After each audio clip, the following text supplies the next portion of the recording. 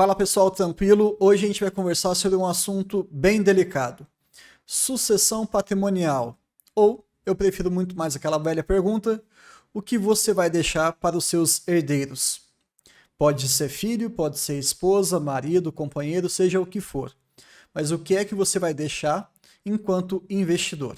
É sobre isso que a gente vai conversar no dia de hoje.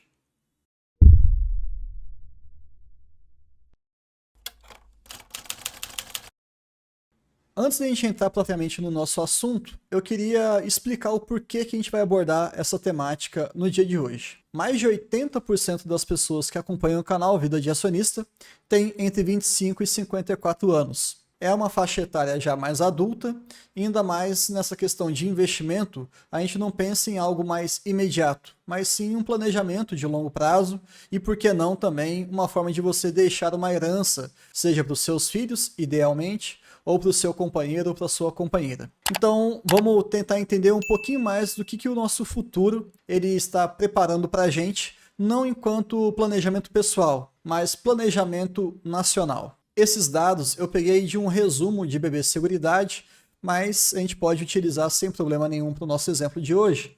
A fonte é o IBGE, e o que ele traz no primeiro quadrante aqui? Nós temos a nossa população no Brasil em termos de milhões. A expectativa para os próximos anos, até 2060, nós fiquemos ali em torno de 220, 230 milhões de pessoas. Então já passamos aí de 210, não deve ter tanta alteração daqui para frente. Até aí, tudo bem, mas o que preocupa é essa visão em relação ao nosso equilíbrio entre trabalhadores e aposentados. Considerando uma população acima de 16 anos, até ao mais idoso, nós tínhamos a partir de 2000, mais ou menos, 8% era aposentado e 92% estava com mais de 16 anos, ou seja, numa idade, teoricamente, que você pode começar a trabalhar aqui no nosso país. Até aí, como é que a gente faz a conta? Se você for dividir e pensar que todo trabalhador ele paga algum imposto, né, relacionado ao INSS, você consegue enxergar que isso está sustentando aquele aposentado do mesmo ano. Fazendo uma conta de um pelo outro, 92 dividido por 8, você chega que em 2000 nós tínhamos 11 trabalhadores pagando impostos para que um aposentado pudesse ser sustentado pela nossa previdência pública. No entanto, essa razão ela muda muito. Ali por volta de 2060, e nesse ponto você pode falar assim, pô Bruno, tem muito tempo, quase 40 anos até lá, mas nós chegaremos lá, concorda? E esperamos que nós tenhamos muita saúde. Mas de qualquer maneira, eu pelo menos serei aposentado, e essa proporção ela muda bastante. 30% da população vai ser aposentada, e 70% desse grupo que eu falei das pessoas acima de 16 anos estará ali em uma fase de população economicamente ativa ou serão trabalhadores. Na hora que você divide um pelo outro, você tem apenas 2 trabalhadores pagando impostos para cada aposentado. Vê como que é complicado isso? Em 2000, nós tínhamos 11 para cada aposentado, e a partir de 2050, 2060, são de 2 a 3 trabalhadores para cada aposentado. Qual que é o resumo dessa pequena interpretação? A conta não fecha. Se você está acreditando que vai ser sustentado pelo INSS e que isso vai ser um complemento substancial para a sua vida na terceira fase, esqueça. Pelo menos com as informações que a gente tem hoje, no ano de 2023, o cenário é caótico. Não tem jeito, cada um tem que buscar uma forma de se planejar para o futuro. Eu falo isso porque muitas vezes a gente tem aquela questão de ser muito imediatista, de pensar só no dia de hoje e etc. Mas para um pouquinho e olha para o lado. Olha para alguns exemplos de seus colegas ou de alguns familiares mesmo. Você sempre vai ficar sabendo de algum aposentado que é sustentado pelos filhos ou por outros parentes. E essa não é uma condição muito boa, ou pelo menos que a gente gostaria de ter. É claro que se acontecer e você tiver uma estrutura que possa te sustentar, melhor, sem dúvida nenhuma. Mas a independência, a autonomia até o final da nossa vida, pelo menos, eu não sei se você concorda comigo, mas eu prezo muito por essa suficiência, eu não quero incomodar ninguém, eu quero ter uma autonomia até os meus últimos dias. E esse tipo de gráfico aqui me trouxe muita preocupação, porque isso aqui é algo praticamente imutável. É claro que a gente tem algumas condições políticas, né, sociais, tentando ajeitar esse déficit que nós temos na nossa previdência, mas até o presente momento não tem nada que possa resolver esse impasse. Então, já que o Estado não consegue prover esse futuro para a gente, hoje investir não é mais um luxo, é quase que uma necessidade. E dessa forma que eu levo esse projeto do Vida de Acionista para que vocês comecem a desenvolver esses argumentos em relação a essa necessidade. Até que ponto realmente é uma bobagem ou não? Hoje, esse é um dos principais argumentos. E de maneira nenhuma eu estou tentando convencer ninguém aqui, tá? O grande ponto sempre vai ser tentar trazer argumentos para que vocês pensem, para que vocês reflitam.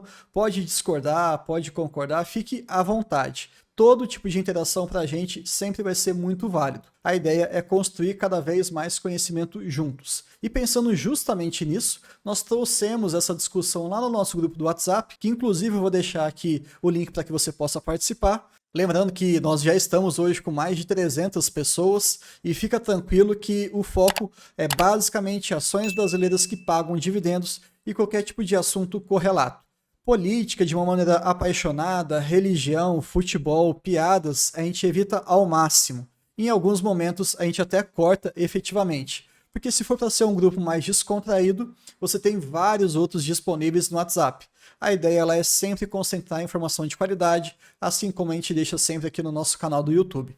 E se você não for inscrito, é só clicar no botãozinho aqui embaixo e também deixa o seu like e compartilha com seus amigos. Combinado?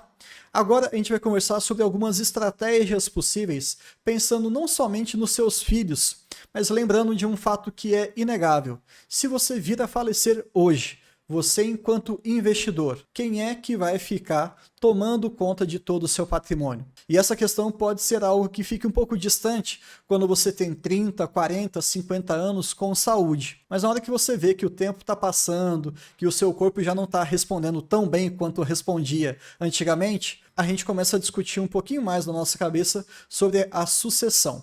Então, eu vou trazer aqui alguns exemplos. O primeiro deles é em relação às subcontas. Nesse slide eu peguei, com autorização, é claro, de um membro lá do nosso grupo do WhatsApp, que também acompanha a gente bastante aqui no nosso canal, que é o Fábio. Ele tem hoje uma estratégia de utilizar subcontas para os seus filhos. E como é que funciona isso? No caso, ele tem a carteira principal dele, que está aqui no BTG Pactual. Não estou ganhando nada para fazer esse tipo de divulgação, tá? Eu nem tenho conta mais lá, mas enfim. E ele também consegue ter ali uma opção de conta para o filho dele, que é o Rafa. Então, toda a movimentação fica no CPF do titular ali, que é o pai, mas ele já consegue dividir o próprio patrimônio em algumas subcontas. A declaração de imposto de renda, todas aquelas questões fiscais, tributárias, são todas consolidadas no próprio CPF do Fábio. Mas se ele já quiser, aos poucos, comprando algumas ações para o filho dele, mesmo que não tenha 18 anos, ele consegue fazer isso. É só você conversar com a corretora, existem várias no Brasil que conseguem fornecer esse tipo de serviço, e aí você pode aportar na sua conta principal e já ir aos poucos construindo para os seus filhos. Lembrando, isso aqui pode ser para o seu filho, pode ser para o seu pai, para a sua mãe, para a sua esposa, para o seu marido, fique à vontade. Só que nesse caso, ele tem no nome do filho dele, que é um menor de idade. Fica um pouquinho mais complicado, mas ainda assim é fácil de você manejar. E com o tempo, você vai até fazendo uma educação financeira com ele, para que ele vá entendendo a importância desses investimentos de longo prazo, e no futuro, lá quando ele tiver os seus 18 anos, você pode tomar a decisão ou não de passar isso para ele. Lembrando que trata-se de uma doação, e tem uma série de restrições que a gente vai abordar um pouquinho mais para frente. Impostos, limites e por aí vai. Mas calma lá, essa é uma abordagem interessante, fica tudo no nome do pai ou da mãe, que está gerindo o patrimônio, mas você já consegue segmentar. Eu achei bem interessante. E algumas pessoas podem ficar assim, poxa, mas por que eu vou me preocupar, por exemplo, para uma carteira para o meu filho que tem 1 ano, que tem 5 anos, que tem 10 anos? Lembrem-se, qualquer pessoa no Brasil pode ter uma conta para você fazer investimento. Bruno, como assim? No próprio site da B3 você pode encontrar essas informações em relação ao perfil de pessoas físicas. E eu tentei trazer aqui uma informação bem atualizada, dia 2/6/2003, E sim, há pessoas até 15 anos com contas com investimentos na Bolsa de Valores. Tudo bem que isso aqui é uma porcentagem muito pequena, 0,14%. Até porque boa parte dessas pessoas até 15 anos não tem renda. Então é realmente algo que vai ter uma porcentagem pequena. Porém, você consegue sim, sem dúvida nenhuma. Tudo bem regulamentado, tudo muito bem esclarecido pela nossa lei brasileira e tem uma série de impasses aí. Mas vamos discutir sobre essa situação, que é uma carteira de ações para o menor de idade. Você pai, você mãe, avó, tio ou tia, enfim, você pode sim pensar na vida do seu próximo aí, do seu herdeiro, do seu descendente. Mas aqui tem uma série de questões importantes. Primeira coisa, para quem tiver interesse em fazer realmente isso, ou seja, uma carteira de ações para o menor de idade no nome dele, no CPF dele, eu sugiro que vocês deem uma olhadinha aqui no Código Civil, nos artigos 1689 até 1693. É claro que o assunto não se esgota ali, ele trata basicamente do usufruto e da administração de bens de filhos menores. Eu queria só conversar brevemente sobre alguns pequenos impasses e depois eu vou falar a minha própria opinião em relação a todo esse assunto do vídeo. Bom, dados importantes para a gente lembrar. Toda vez que você vai fazer um investimento no nome de um menor de idade, você tem necessariamente que passar esse patrimônio para ele e você está sujeito, obviamente, a tributos. Se ele não tem renda e ele tem um patrimônio, isso muito provavelmente veio através de doações. E doações estão sempre vinculadas a algum tipo de tributo. Outro ponto que pode até parecer bobagem, mas acaba virando uma bola de neve no futuro, é quando você tem mais de um descendente, ou melhor dizendo, mais de um herdeiro. Pensa só você com 2 filhos. E aí, sabe-se lá Deus por quê, mas você resolve fazer uma carteira de ações apenas para um deles. Na hora que tiver uma disputa ou uma divisão dessa herança, certamente tudo aquilo que você doou para um, você vai ter que pensar numa forma de compensação para o outro. Isso pode ser resolvido em vida e também se acontecer após o seu falecimento, tem uma grande dor de cabeça e alguns impostos também relacionados a essa questão. Fique muito atento. Um ponto importante que eu acho que foi muito bem lembrado por um dos nossos membros lá do Vida de Acionista, que é o Eduardo, um abraço para ele, é uma pessoa que colabora demais com os nossos conteúdos, é em relação à blindagem patrimonial. Então vamos supor que você seja um empresário ou você esteja ali exposto a alguma questão, alguma disputa judicial. Você e o seu cônjuge, sua esposa ou seu marido, eles acabam também sendo afetados por esse processo. Porém, o seu filho, menor de idade, não. Então você acaba fazendo uma blindagem patrimonial. E aí está um excelente motivo para você já construir essa carteira de ações para ele. Vamos supor a pior hipótese em que você tem uma depredação ou você tem que abrir mão de boa parte do seu patrimônio, mas parte você foi ao longo dos anos dando para o seu filho, doando para o seu filho ou para sua filha. Pelo menos o futuro dessa pessoa vai estar um pouquinho mais preservado ou resguardado. E isso faz muita diferença. Então veja que você consegue, de uma maneira direta ou indireta, criar uma carteira de ações para os seus descendentes. E de novo, nesse vídeo eu estou focando aqui em relação aos filhos, porque muita gente hoje está se atinando àquele assunto que eu trouxe lá sobre o INSS no início desse vídeo. Mas eu tenho alguns pontos importantes que eu queria trazer, pelo menos é a minha percepção. Lembrando, de novo, eu não sou pai, não tenho filhos, não sei ao certo quando é que eu vou ter. E muito provavelmente, no momento em que você tem um filho ou uma filha, a sua percepção acaba mudando muito. Eu não duvido disso e acho, na verdade, muito provável. Mas até esse momento, eu tenho o seguinte ponto de vista. Na minha percepção, a renda passiva ela é construída, não necessariamente herdada. Tem um grande risco quando a gente apenas deixa alguma herança para os nossos filhos. E por que eu estou falando isso? Você já imaginou se você tem todo aquele trabalho de estudar sobre investimentos que pagam dividendos no longo prazo, ações brasileiras, você lê uma série de livros, artigos, discute com pessoas, faz todo um planejamento, mas porventura você acaba falecendo.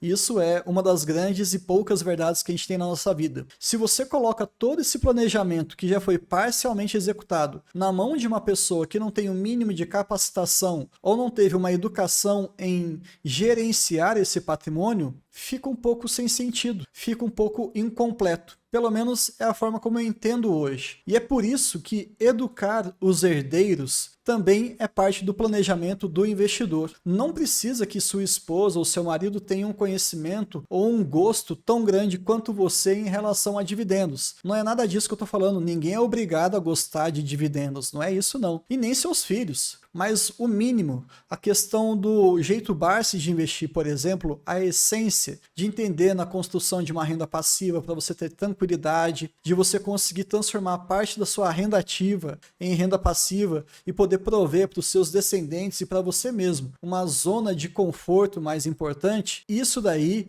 tem que ficar muito claro. E de novo, se eles não quiserem investir, se eles porventura forem picados pelo mosquitinho do dividendo e não se encantarem, não adotarem essa estratégia como um estilo de vida, tá tudo bem. Mas a gente acaba correndo um risco, como foi o caso até das filhas do Décio Bazin, que é para mim uma grande pessoa, uma grande personalidade, que é um pouquinho esquecida no nosso país em relação a essa perspectiva de dividendos. Ele acabou deixando a herança e as filhas acabaram vendendo todas as ações. E hoje elas vivem de fundos imobiliários. Tá certo? Tá errado? Não cabe aqui a gente ficar discutindo a conduta de cada uma dessas pessoas. Afinal de contas, o dinheiro é delas, o patrimônio é delas, façam o que quiser. Mas o grande ponto é, será que ele passou bem essa ideia sobre a renda passiva? Acredito que sim, porque elas continuam buscando investimentos que trazem esse tipo de fluxo de caixa. Mas por que não mantiveram essas ações? Um cenário mais agressivo e complicado que eu fico até pensando é no seguinte aspecto. Você tem uma belíssima carteira de ações, no final a sua família, os seus descendentes não sabem o que fazer com aquilo e acabam liquidando tudo. Seja por uma falta de educação financeira, seja por uma falta de planejamento financeiro. Eu, pelo menos, não gostaria que isso acontecesse. Então, sim, eu converso bastante com a minha namorada sobre isso. Provavelmente nós vamos nos casar daqui a alguns poucos anos, mas a ideia sempre é essa: construir esse arcabouço educacional. Acho que isso é fundamental. Até mesmo para os seus pais, seja ali para os seus irmãos, ter um pouquinho sobre esse tipo de conhecimento não faz mal a ninguém. E também aqui finalizando, eu entendo que pode até parecer um pouquinho filosófico demais, mas eu acho que é fundamental. Quando a gente pensa na questão de uma carteira de dividendos deixada para os descendentes, é uma forma de a gente ainda estar presente, mesmo depois que a gente já veio a falecer. Pensa só, qual que é a grande pergunta? O que você quer deixar para o seu filho ou para sua filha? Pelo menos a resposta deve passar pela palavra segurança. Porém, a gente sabe que a nossa vida ela não ocorre em linha reta, não é verdade?